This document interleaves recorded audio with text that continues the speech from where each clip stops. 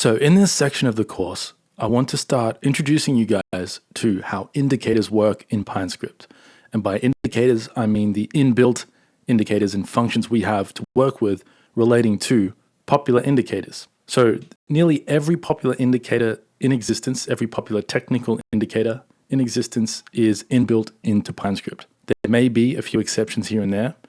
We'll get to that later in this lesson. But for the most part, if you've heard of an indicator, it's in TradingView's inbuilt script library. So in the lessons to come, we're going to break down several popular indicators and how to use them in our scripts. We're not going to build anything too crazy, nothing too advanced here. We're just going to introduce you to these indicators. And in the lessons to come, especially in the strategy section, we will build on this information and start building actual advanced practical tools that we can use to actually trade the markets. So let's jump to the Pine editor really quickly so I can explain how we access these inbuilt indicators. All right, here I am on a blank script. Let's go over some of the notes I've left for myself here.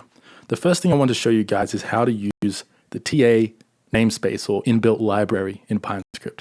This is where all of our indicators live. So if you write out TA.control space or command space on a Mac, here is a list of every technical analysis function that we can use in PineScript, at least the inbuilt ones. You can obviously build your own functions, especially for indicators or analysis techniques that aren't inbuilt. You can write your own functions and even your own libraries to use across all of your scripts. We'll cover that later on in the course. But for the most part, we have nearly every mathematical analysis or technical indicator function you could ever want, from moving averages, RSI, nearly every oscillator you can think of, price action analysis functions, like getting the highest and lowest bar over a certain look-back period, the change in price action, standard deviation, VWAP, and you get the idea. Now, in this course, it's going to be impossible for me to cover every single technical analysis function and technique in trading and PineScript. It's just a gargantuan task because there is so much information out there, so many different ways you can use indicators,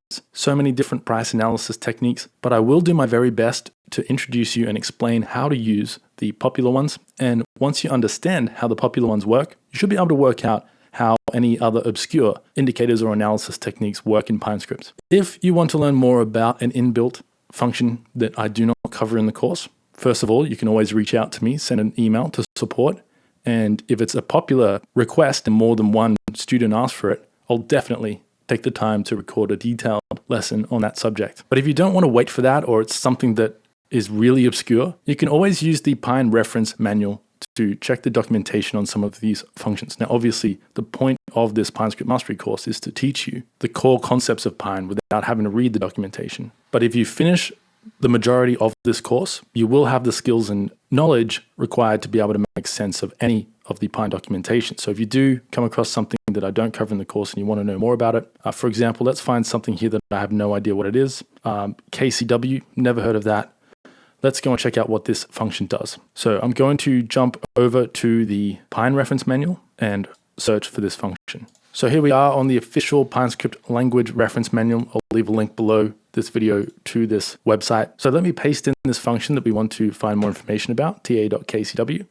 And here it is right here. If I click on this, it'll take us to the Keltner channels width function. I've never heard of this function, but here is a detailed explanation of how PineScript calculates this function's value, the value that this function returns. So if you are familiar with Keltner channels and you know what this Keltner channels width function is useful for and you want to use it in your scripts, here is a explanation of the code, what all of the function parameters are for. Now, it's not a very detailed explanation, as you can see here, but once you're proficient with PineScript, especially as you get deeper into the course, you should be able to reverse engineer what all of this code means, what it's doing, and you'll be able to either modify this function to do something that the inbuilt function doesn't do, or simply use the inbuilt function in your scripts.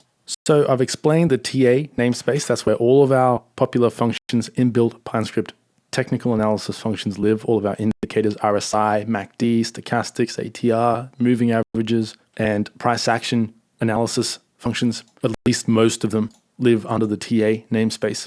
I've explained how to look up the documentation on indicators, inbuilt indicators that we don't cover in the course. And I've also briefly mentioned that if you don't find an indicator you want to use in the inbuilt PineScript library, that means you need to custom code it yourself. Now, since PineScript has been around, I've been coding in PineScript for, I think, 4 years now, definitely at least 3 full years. And over that time, PineScript and the team behind PineScript and TradingView have added a significant amount of indicators that weren't there a few years ago. And they are continuing to add inbuilt indicators regularly, especially ones in high demand. But if you do come across an inbuilt indicator that doesn't exist, you'll need to research that indicator, basically Google that indicator's formula or algorithm, find out how that indicator works, what its mathematical formula is, and then you'll need to convert that into Pine code. Obviously, that's a bit more advanced, and you will need to be quite experienced with Pine in order to be able to do that. But it is possible. I've had to do it a couple of times in the past, and it's not that daunting once you fully understand the core concepts of PineScript. And again, if you run into a indicator that you can't find and you can't get working in Pine, feel free to reach out to me, send an email to support, and I'll add it to the queue of things that I'll investigate and record lessons on when I find the time. And finally, before we wrap up this introduction to indicators, I need to mention that you can find the source code to all of the inbuilt indicators by clicking on the little code button there, these little 2 curly brackets. So let's show you an example of that really quickly. Let's just do something simple like the RSI, built-ins RSI relative strength index, which has been updated recently, which is interesting. I don't know what that means. Okay, they've added a simple moving average to this inbuilt RSI. That is new. I haven't seen that before. They must have added that over the weekend. And this is a perfect example. I would like to know what they've done with the code, what they've updated. So I can click on this little button here, the source code button, and that will open up, and I don't want to save the changes. And here is the source code to the inbuilt PineScript relative strength index indicator. And if we scroll down a bit, most of these inbuilt indicators do not have much code documentation. They don't have any comments explaining what the code does, which makes it a little bit tricky to try and work out what the indicator code is doing. But basically, you can copy all of this code into your own scripts.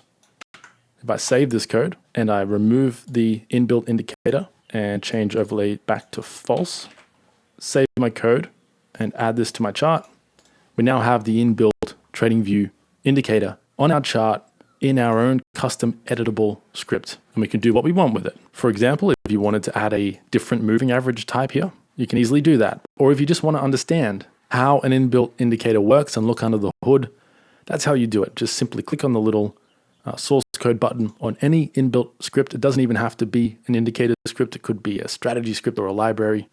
If it's a public open source script that someone else wrote, you can click on that button as well.